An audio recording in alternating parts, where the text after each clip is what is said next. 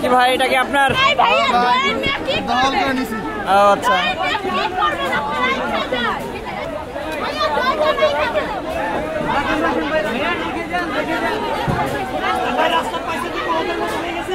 দেখুন ভিউয়ার্স, যার যা দরকার সে কিন্তু তাই নিয়ে বাসায় চলে যাচ্ছে।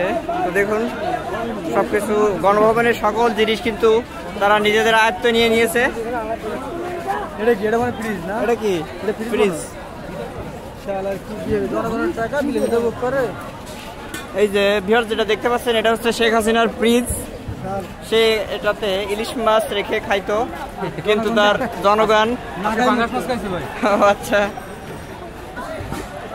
এই যে অবস্থা দেখুন, ছাত্ররা কিন্তু শেখ হাসিনার যত মাছ জিনিস ছিল সব কিন্তু আত্মসাৎ করেছে এবং তাদের দখলে নিয়ে নিয়েছে।